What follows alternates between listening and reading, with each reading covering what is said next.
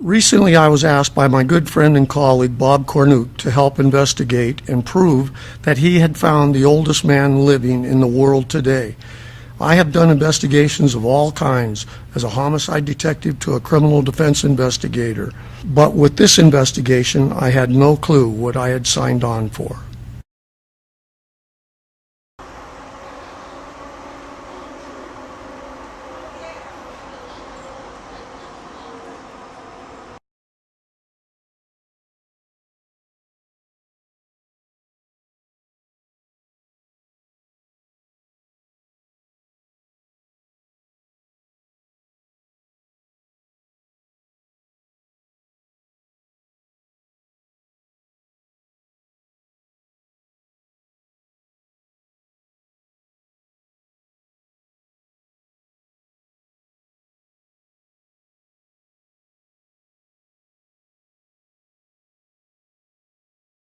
As we arrived at the airport in Axum, it appeared that we had landed at just an everyday small-town airport like we would see anywhere in the world. The trip into Axum was actually a life-changing experience. We had walked into a village and saw what we thought appeared to be extreme poverty, to see that these people were totally content with their way of life. Welcome, man. How you doing? Everything okay? Nice to see you. Hey, Pop. Nice to see you. Yeah, man. Nice to see you. Nice to see you. Hello. Nice Hello. to meet you. Hello. Nice to meet you. Hey, hello. Nice to see you. Good to see you again. Good. Hey, Mr. Bob. How you doing? Good. First time in Ethiopia? Sure is.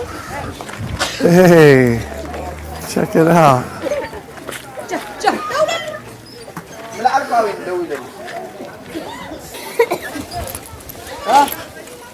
What was this?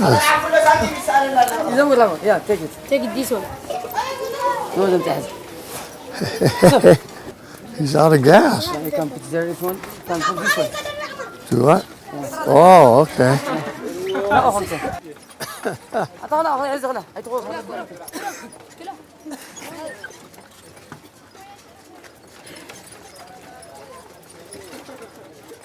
It's an Ethiopian Mercedes-Benz.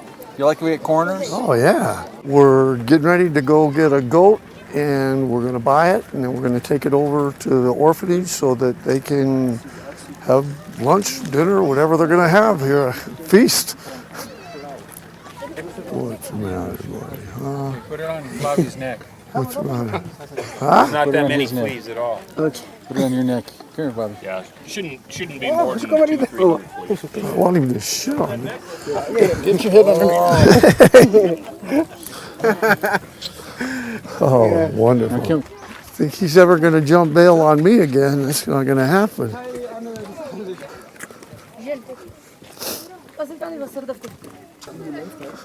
What if this thing has to go to the bathroom? You'll find out. What'd you say? Huh? No, don't be giving me no lip, pal.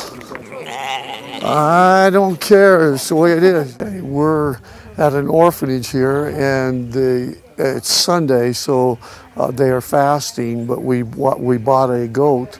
They don't get a lot of protein. They don't eat a lot of meat, and they can't afford it. So we bought a goat, and we're giving it to them. And tomorrow they'll slaughter it, and they'll have a feast tomorrow.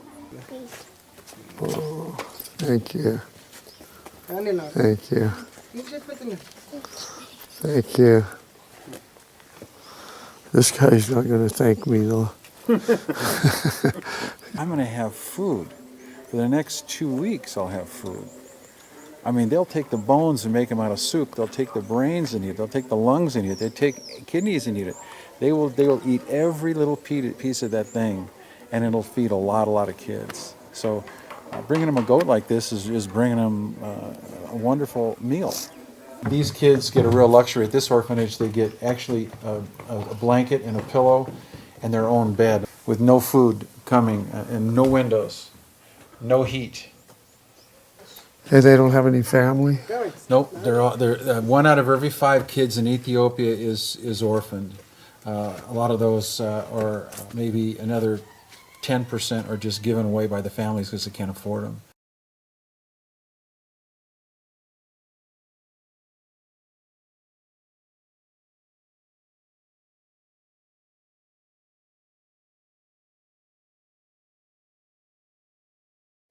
Okay, Bobby, I want to introduce you to a typical home in Ethiopia, the northern regions of Ethiopia.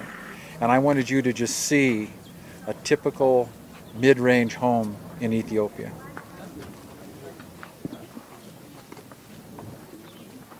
Is your mother there? Yeah. Okay, go in. Yikes. Hi. This is where, how many people live in this home with you, Tedessa? With me 3. There's 3 people that live in this house.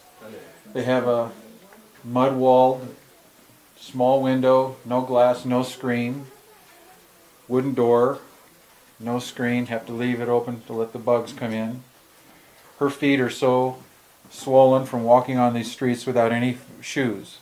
So you can see, you might want to turn the light on, you can see the feet there. She can't walk because of the infections that she's received from walking through these streets covered in sheep dung and no foot protection.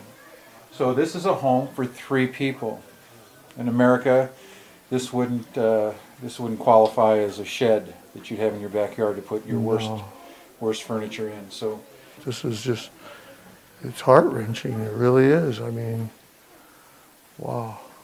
this house, to rent this house with the way you see it here, and they can't afford it. It's $11 a month for this home. And this is her world. No social life. She just sits here every day. She just sits there. She sits there covered in flies. She can't walk. She sits here every day. Yeah. She can't speak. She can't.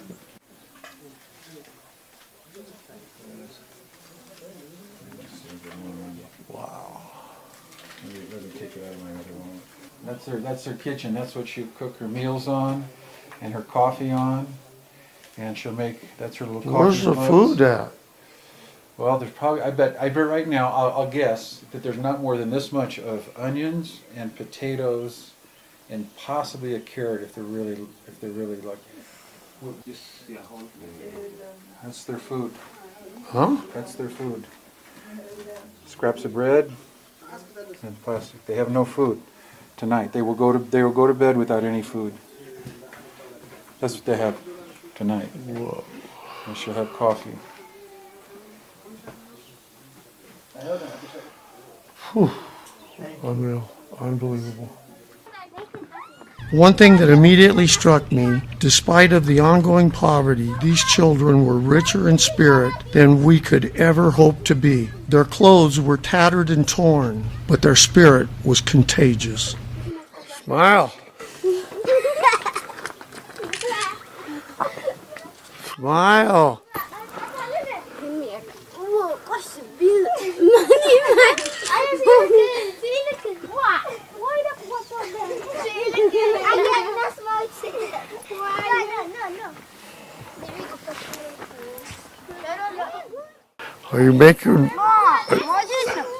Are you making bread?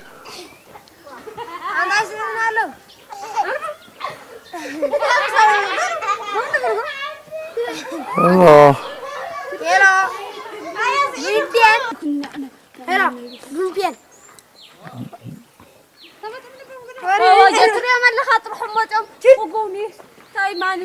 It's amazing how they do this rock work and stuff. All the houses are more than 200 years old. Oh, they are? More than 200, 300 years old. So this is the oldest part of Axum. And this area is archaeological site. So all these people are started to move to downtown. The government giving them land and money for construction. And so they have started already to build their new houses. Oh, they do? So they will dig the archaeologists around this area. At the rain season, when the rain washing them up, they find coins, gold coins, ancient coin gold, Really? silver, copper, and crosses, different things they find around this area. So They have a TV antenna? yeah, TV antenna. Do they have a TV? Yeah, they have a TV. Roosters, chickens. It's interesting. And then there's a look at there's a television antenna sticking up on the top of that.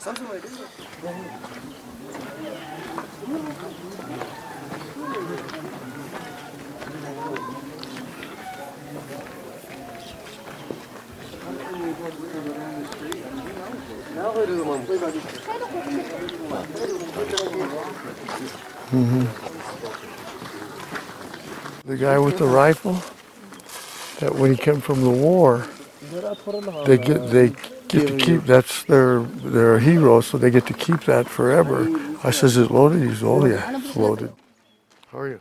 After a sobering first day in the streets of Axum, it was time to head back to our hotel to prepare for a 4 a.m. call time. We were only told that we were going to witness one of the holiest processionals known to man.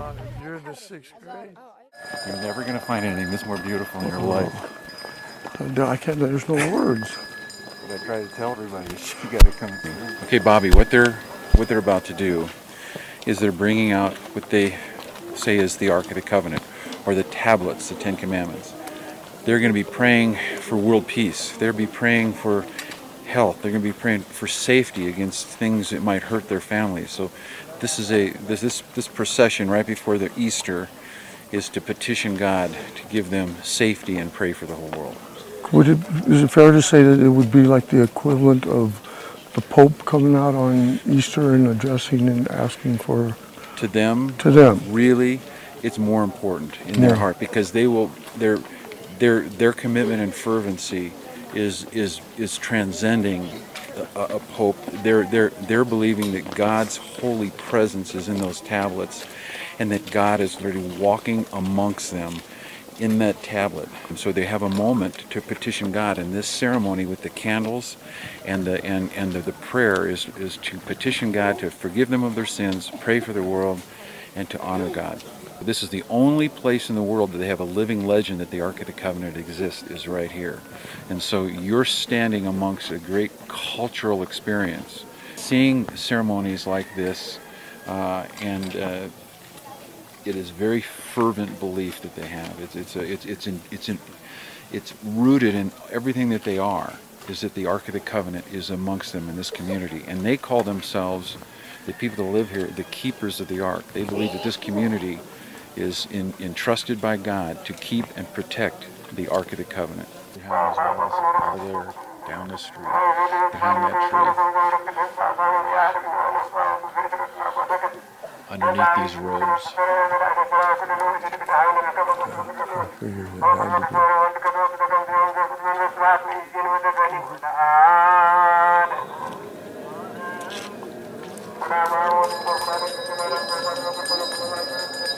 Samir.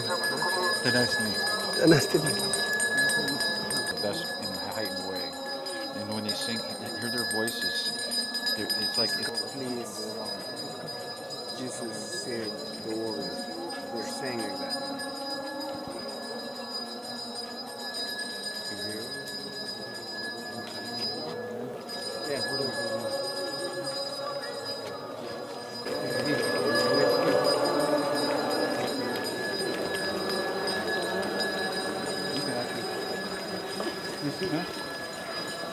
The man first, and then the woman is follow the man.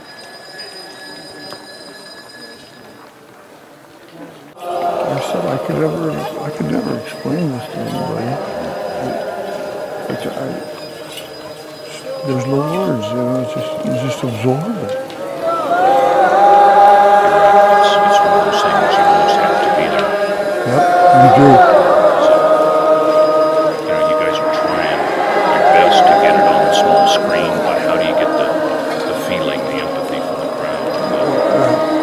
The smell.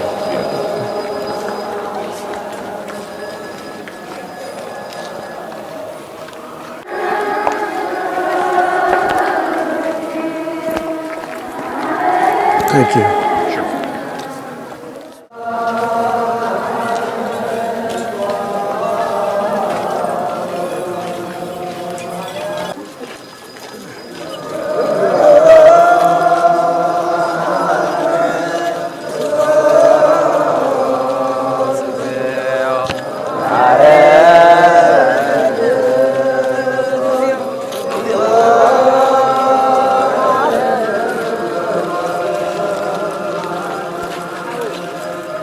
I think of my grandkids and stuff. I'm like, they don't have. Oh man.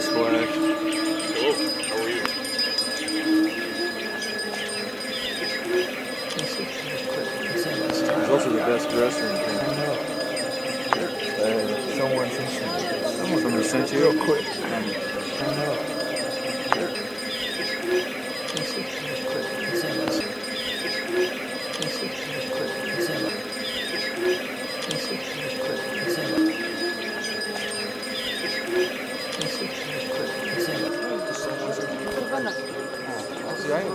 What I've gotten just this morning, I can't even put it into words, but it's just amazing. Well, you've been around the world. Do you feel safe here? Do you feel like this is a very safe place, like almost a holy place? Absolutely. I mean, I'm not worried about jewelry. I'm not worried about anything. It's amazing. There's no trash, no graffiti. There's no profanity, no murder. And we look at these. I don't know what you call what they live in. Their shelter, but to them, it's a safe haven. It's just they're content. You know. I mean, they are rich. They're rich in their hearts, rich with God. And They have poverty, and God gave them that poverty as a gift, so they would have nothing to focus on but God and tending to protecting the Ark of the Covenant.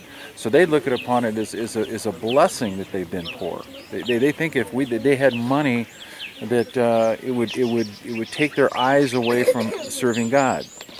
So they actually look at it as a good thing that they're very poor. They take it as honor that God actually provided this situation for them. words can't. I could never go home and try to say to anybody what we've just experienced here, because there's no way. You know, you feel it, you smell it, you touch it. It all comes in here, but it'll never be able to come out here. I can never explain it. It's Monday morning, 8 o'clock, and it's really it's been quite a day already with everything that we've been doing, but now I get to really shine on getting to be able to go to the monastery that we're going to be looking at, who is believed to be the monk that has been in this monastery that's over 1,000 years old, and the monastery, not the monk, and but he is believed to be somewhere around 120 years old, and we're going to go in, and I'm going to do my best to start doing the investigative side of figuring out exactly how close we are. We have a date of birth, and see what we can come up with.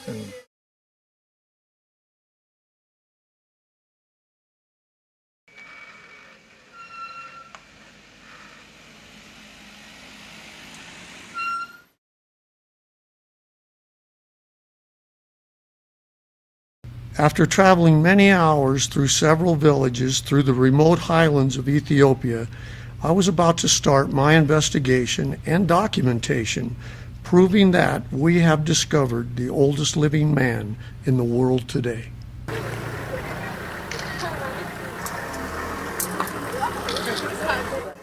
What are you doing? Huh? You good boy? Huh? How are you doing? You want to picture, Susan? I can take you. Okay.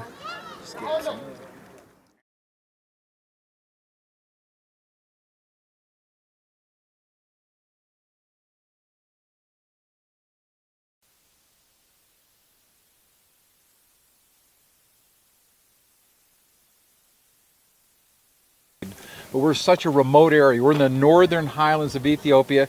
I've asked my good friend here, Bobby Brown, to try and determine if we have proper evidence to show that this man we're about to see is 121 years old. Can you tell me what you're going to do to try to determine if this man really is this old? We're actually going to determine the facts of it through just our investigative talents and the evidence that we see with him. There's a number of different things we're going to be looking at. We're also going to be looking at talking to monks, the people that actually can verify different stages of his life. We're going to use every investigative tool and talent that we have. I would like this to be buttoned down. I want to know for sure if this man is this age, and I want to use all your talents and skills and years of experience to determine this. So I want to thank you for coming along. We will do it with fact, and if the facts bear out, I absolutely will put a stamp of approval on it, and we're going to move forward. And I thank you. I thank God that that I'm here and get the chance to do this. So this is, you know, so the credibility of the testimony, the credibility of the old man,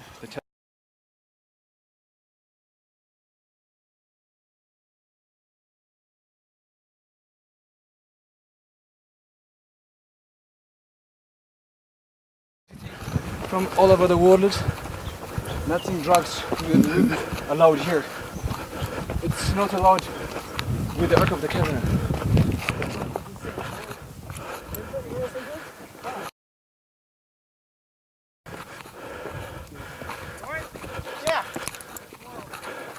You always hear about God's country.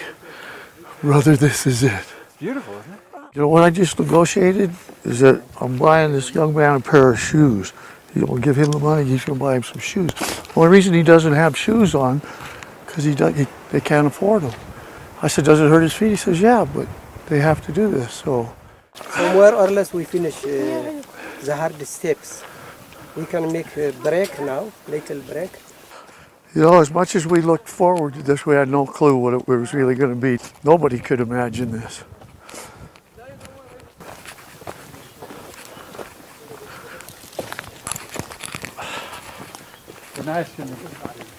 When we arrived at the top of the mountain, it was as if we had arrived in Shangri-La. We were greeted by a holy staff of monks that maintained a 1,250-year-old monastery. Truly an architectural marvel.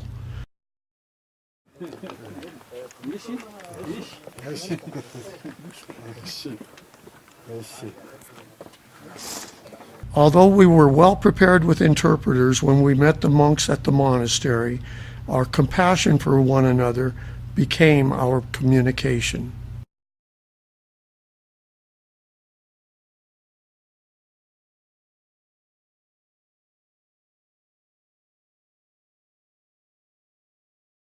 This is amazing. This is just absolutely.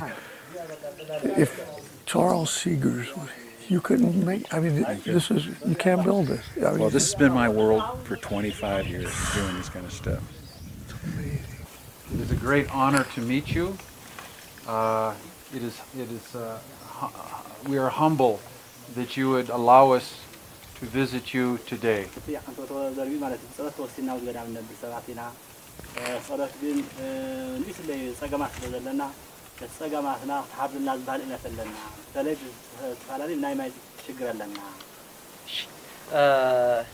As Mr. Bob said, we are the same Christian, we are the same people, we are Christians. But as you know, America is a great country with a great opportunity. That's why you are coming to help us, and we are here to share you our problems with you. And we have a high hope to solve our problems together.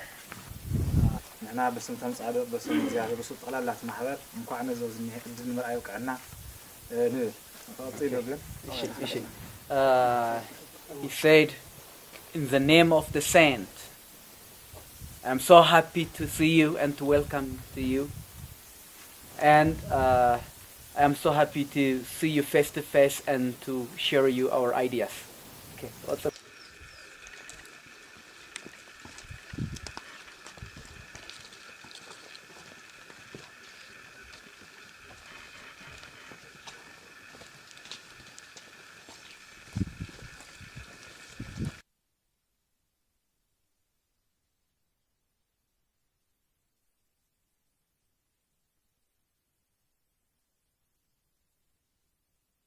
Tell him it is good to see him again. We're becoming good friends. And I hope he lives to be another 100 years old. Another 100 years old. ክንመጽና ደጊምና ሞ ተስፋ ገበር መይስኩም ኢትታት ዓመት ክጸንሑ ንበዚ ሕዚ መይሶም ክጸንሑ አሜን ይበሉ አሜን ወ አሜን ይበሉ ተስፋ ገበር ያ መይሶም ኢት ዓመታት ክጸንሑ ንድሕሪት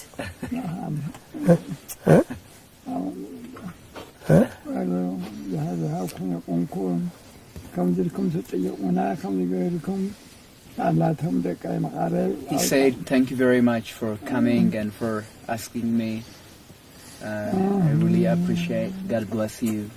Tell him it's a big honor for us to come from America to see him. A big honor for us. Tell him. He is a man that has experienced great life, and it's such an honor to be with him. Tell him that. نحنايا كاب أمريكا متينا نعوم نخنطيق نخريهم بمسانا عبي خبري عبي صلاتن يسمعنا يمضي الله تسمي بلا قمو إن خمخانة سيد عرقيت أنا وكبره he telling me to eat good food like butter he means that oil and then for such strong you I can crush him. Oh, good. Tell him, I'm scared. Tell him, I'm frightened of him. فرحة يا فرحة فرحة He's scaring me. أفرحكم من يا هذا كأسرك يا جوبو هذا you have to be brave otherwise I will tie you. Okay. مسخاتكم مسخاتنا كوا كم جيرو مسخاتكم خواوش من صلاتي وكأنا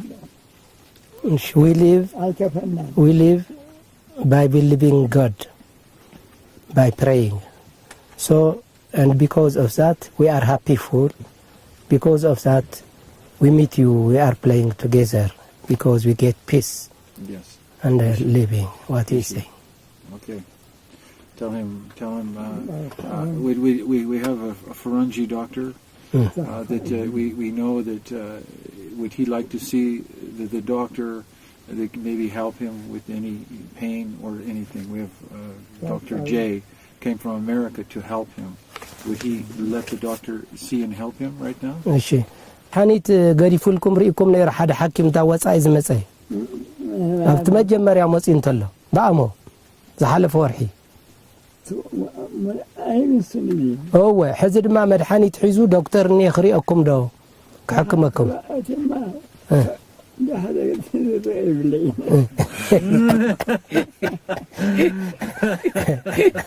Leave it now. I don't have nothing to be seen. What he say? Oh, there's nothing left to check. He has no heart, no lungs. Because he don't want to be treated. Our God is so kind. Yes. We should pray. Yes. We should pray to God. Yes. And God will protect us. And no any temptation, no problem in the future if we pray. But we should pray. So his answer to the problems of the world is that as a man who is probably, the way I interpret, he could be very well the oldest man in the world, that he said the solution to the world is praying. Yeah. He says, it is with us. If we are reality, if we are in the right way, God will be according to us. If we make bad things, if we do bad, we get bad things. So it is in our hand. If we are the real and we pray to God, we get peace. Nothing will happen to us, what he said. Yeah. You know, he said, when you coming home, please send me. I need more food to be strong. or you could or Bobby, you could just leave the blame. He said to me, feed me more to be stronger.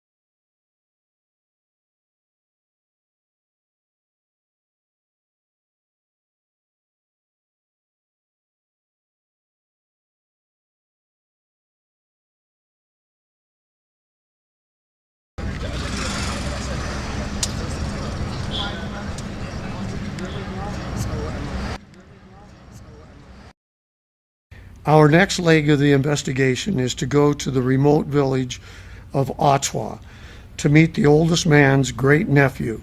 We intend to further document the age of the oldest man.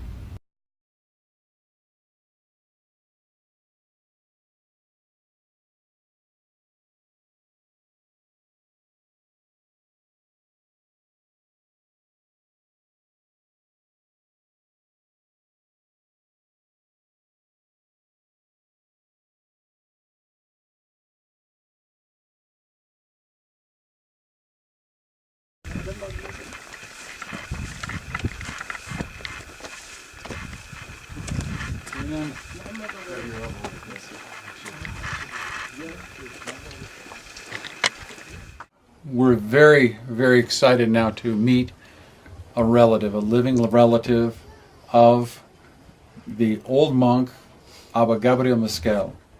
And these two priests have come from the monastery, Deborah Benkol, to be with us, to assist in introducing us to this relative of the old man. His sister had a son, and had a son, and then he is that son. So he is the one living relative that we've been able to locate in this vast country, and so we're going to interview him right now. What we'd like to do is just kind of start basic, is that so we can kind of set some timelines.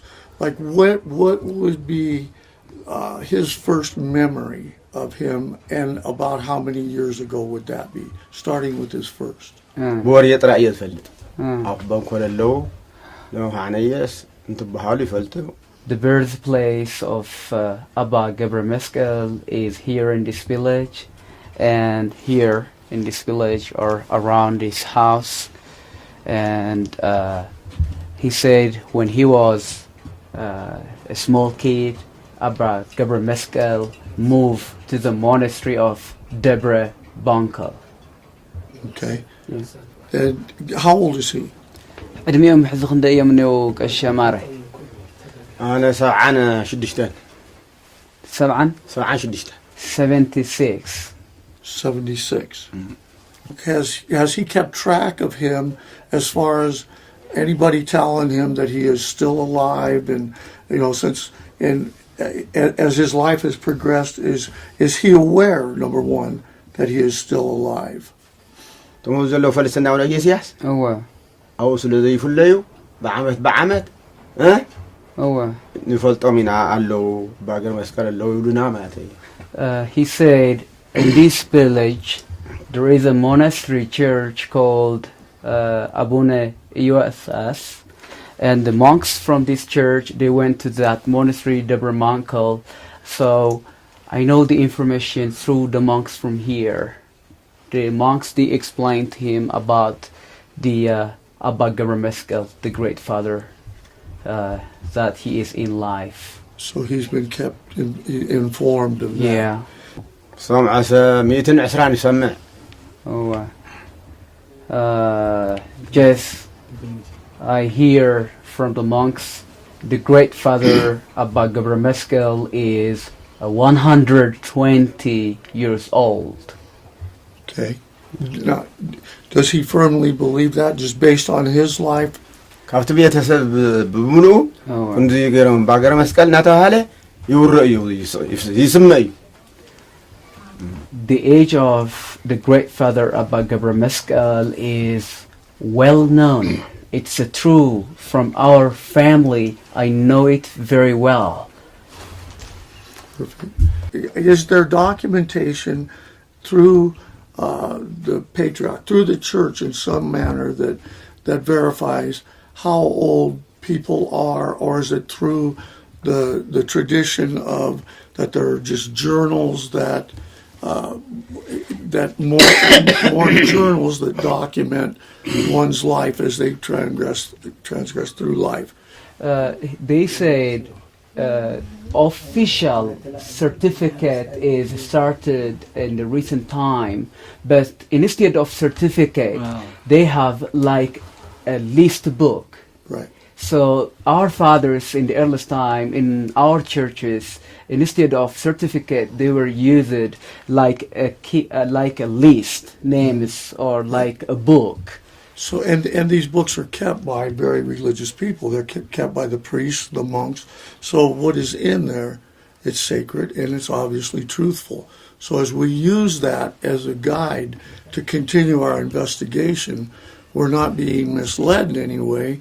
So it's fair to say that as we review this, as we investigate this, we can rest assured that over all of these decades, that what is there was put there by the holiest of holy, and so we are on the right track. Yes. So you are coming to serve the truth. So he said, heartily, I thank you so much to come to us, to the family of the great father, Gabriel Maskell.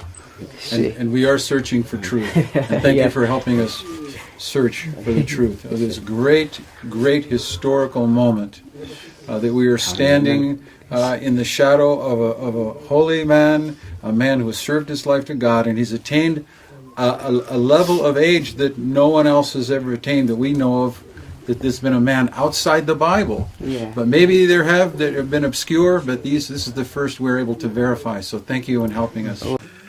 Yes, yeah.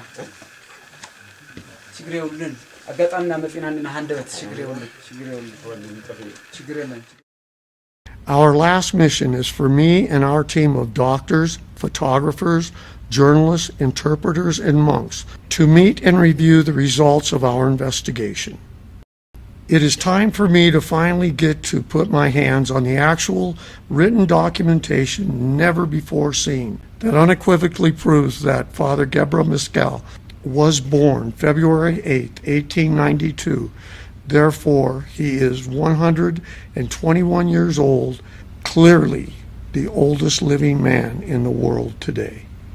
This very old man seems to have defied the laws of human lineage. And so now we're going to see if we have the evidence to prove that he is 121 years old. I've been coming to this country now, this is my 19th time for many years, and I have gotten to know these monks, and the church system over here is such that when they put a seal on something, it's a holy seal, not ink on a paper, but it's between them and a covenant with God that they're speaking absolute truth. Nothing but the truth. And so when I see the seal on there, I realize that these monks are really expressing what is absolute honor and truth. These documents are speaking what we can trust. This would stand up for me in a court of law. I'd like to know what your opinion is from your standpoint as to the validity of the evidence that we have. What is your thoughts? And I have looked at it strictly as an investigator, leaving religion totally out of it.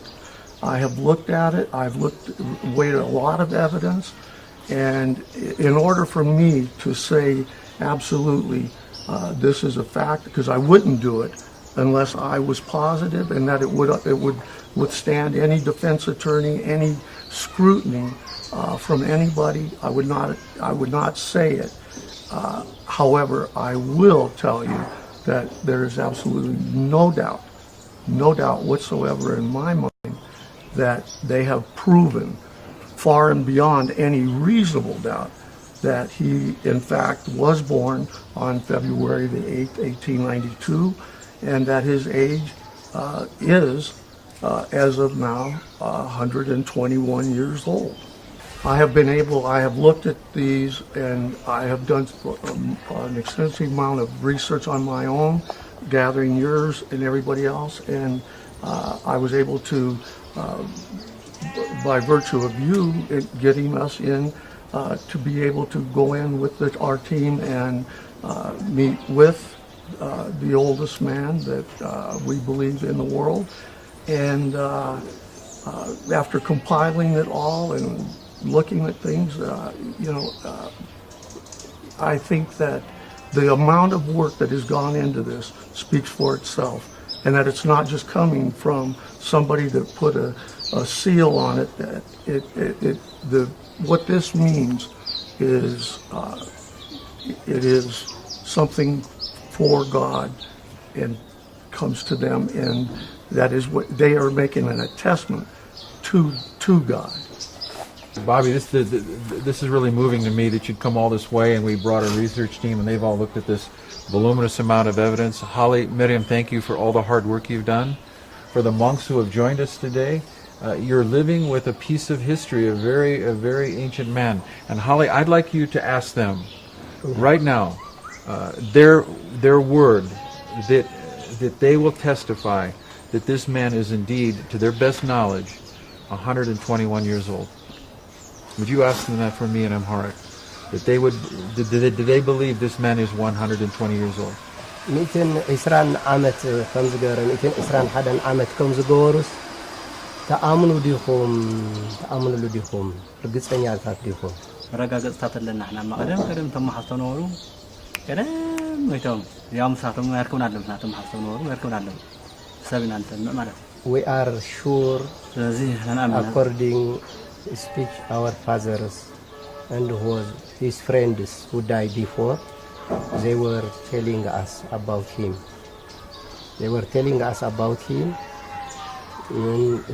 And our fathers who are not alive now, but they were telling us about him. So we don't have any doubts. We are sure that it is age. The monks have told me he's never gotten angry. He's lived and fasted 200 days a year, eaten vegetables. He's lived a pure life. He's been in solitude like a hermit, praying to God. And you know what? I think that's the perfect set of circumstances that will allow someone to reach this mile mark of 121 years old. So thank you for being with us. It's a blessing to be here in Africa. Bobby, thank you for coming all this way. To our research team with Vesu, Holly, Miriam, to the monks, and more especially to Abba Gabriel Mescal. I've always had a vision of Christ. However, my vision of Christ has changed as I have witnessed a religion that I have never known to exist. We have all heard about the wonders of the world. There is nothing to wonder about. All that I have witnessed on this journey has been delivered for all of us directly from God. I no longer believe in miracles or say, can you believe how something happened? Because I now know that they are divine appointments from God. I will thank him forever for scheduling this journey as an appointment for me that has forever changed my life.